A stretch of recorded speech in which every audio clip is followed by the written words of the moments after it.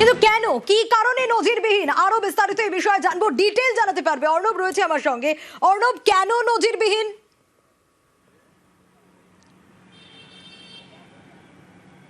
দেখো, কিছুক্ষণ আগেই সুপ্রিম কোর্টের যে ওয়েবসাইট, সেই ওয়েবসাইটে বা সুপ্রিম কোর্টের নিজস্ব যে পোর্টাল রয়েছে বা অ্যাপ, সেখান থেকে আমরা নির্দেশের কপি হাতে পেয়েছি কিছু সময় আগেই।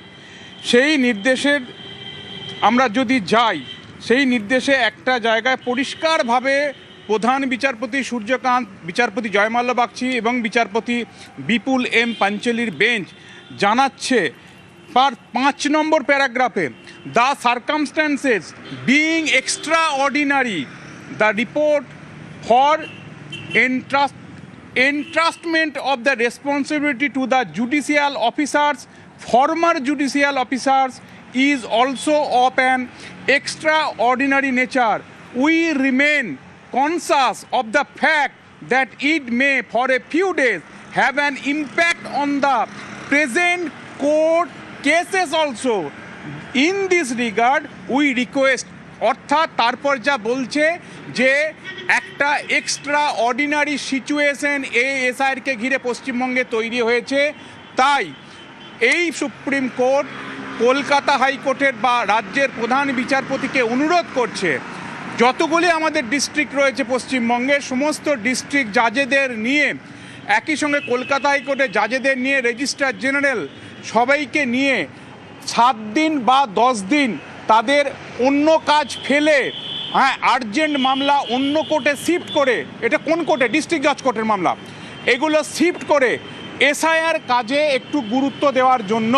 কারণ পরস্পর বিরোধী দুটো অবস্থান, কার্যত একটা দ্বন্দ্বময় পরিস্থিতি তৈরি হয়েছে রাজ্য সরকার এবং ভারতের নির্বাচন কমিশনের মধ্যে, এবং এই জায়গাতেই জুডিশিয়াল অফিসার, সেটাও এক্সট্রা অর্ডিনারি একটা সিচুয়েশনে, এই এক্সট্রাঅর্ডিনারি একটা নির্দেশ দিতে হচ্ছে সুপ্রিম কোর্টকে।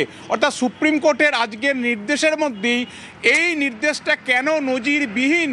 কারণ ভারতবর্ষে 1950 সালের পর সুকুমার সেন আইসিএস অফিসার, এক বাঙালির হাত ধরে যে নির্বাচনের জাল বুনেছিল গোটা দেশে, প্রথম নির্বাচন প্রায় 1 বছরের বেশি সময় ধরে হয়েছিল, সেই নির্বাচন কমিশনের যে কাজ, লজিক্যাল ডিসক্রিপেন্সির যে খুঁত, সেই খুঁত সঠিকভাবে নিরূপণ হয়নি, নির্ধারণ করা হয়নি।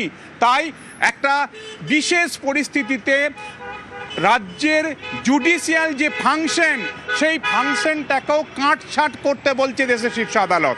তাই ডিস্ট্রিক্ট জাজ, অ্যাডিশনাল ডিস্ট্রিক্ট জাজ, তাদের আগামী 7 থেকে 10 দিন অন্য সব কাজ ফেলে একেবারে যে আর্জেন্ট মামলা জেলা আদালতে, সেগুলো অন্য কোর্টে শিফট করে এই ডিস্ট্রিক্ট জাজ, অ্যাডিশনাল ডিস্ট্রিক্ট জাজদের এসআইআরের কাজে হাত লাগানোর নির্দেশ দিল সুপ্রিম কোর্ট। একই সঙ্গে এই নির্দেশনামায় যেটা পরিষ্কারভাবে উল্লেখ করা হয়েছে, 21শে ফেব্রুয়ারি ভাষা দিবস, 21শে ফেব্রুয়ারি অর্থাৎ রাত পেরোলি কাল শনিবার 21শে ফেব্রুয়ারি প্রধান বিচারপতি, রেজিস্ট্রার জেনারেল, রাজ্যের chief electoral officer Manoj Kumar Agarwal সাহেব এবং একই সঙ্গে ভারতের নির্বাচন কমিশনের একজন সিনিয়র প্রতিনিধি, এই দুজন নির্বাচন কমিশনের তরফে থাকছেন। একই সঙ্গে রাজ্যের chief secretary, DGP, director general of police, একই সঙ্গে অ্যাডভোকেট জেনারেল এবং এএসজি, তারা মিলে কালকে প্রধান বিচারপতির যে সময়, অর্থাৎ শনিবার তার যে সময়, সেই সময়ের মধ্যে তার যেটা সুবিধাজনক মনে হবে, একটা বৈঠক করে এই একটা কমিটি তৈরি করে, যে কমিটি নজরদারিতে জুডিশিয়াল অফিসাররা কাজ করবে এবং এই জুডিশিয়াল অফিসাররা লজিক্যাল ডিসক্রিপেন্সির যে খুঁত, সেই খুঁতটা খুঁজে বার করবে বা খুঁতটার মধ্যে ক্লেম বা অবজেকশন, এই সংক্রান্ত যে বিষয়গুলি রয়েছে সেগুলি নিরূপণ করবে এবং এই জুডিশিয়াল অফিসাররা যে সিদ্ধান্ত নেবে সেটাই সুপ্রিম কোর্টের সিদ্ধান্ত বলে পরিগণিত হবে। অর্থাৎ এই অবস্থায় মমতা বন্দ্যোপাধ্যায় ছুটে গেলেন সুপ্রিম কোর্টে। তিনি এ রাজ্যের বৈধ ভোটারদের নাম বাদ যাচ্ছে, এর বিরুদ্ধে রাজনৈতিক মঞ্চ থেকে যেভাবে তিনি সরব হয়েছিলেন, একই রকমভাবে তিনি সুপ্রিম কোর্টে আইনি ভাবে তার বিধান চাইলেন, নিজে সওয়াল করলেন। সেই মামলার দ্বিতীয় পর্যায়ে আজ আবারও একটা নৈতিক জয় ছিনিয়ে আনলো। কারণ ভারতের নির্বাচন কমিশন যেভাবে এ রাজ্যে তাড়াহুড়ো করে একেবারে সময়সীমার মধ্যে জোরপূর্বক কিছু কাজ করতে চাইছে, সেটার মধ্যে খুঁত থাকতে পারে, এটাই মনে করছে সুপ্রিম কোর্ট। তাই আর কারোর ওপর ভরসা না রেখে, অর্থাৎ জাতীয় নির্বাচন কমিশন তার কথাও যেমন আর মানছে না সুপ্রিম কোর্ট, সরাসরি বিচার বিভাগকে সক্রিয় করে, বিচার বিভাগের এমার্জেন্সি সিচুয়েশন তৈরি করে, অন্য সব মামলা কাটছাট করে ডিস্ট্রিক্ট জাজ, অ্যাডিশনাল ডিস্ট্রিক্ট জাজ বা তারা রিটায়ার্ড জাজ যারা রয়েছেন নন কোয়াসি জুডিশিয়াল অফিসার তাদের বেশ appointment অর্ণব, করে- বেশ।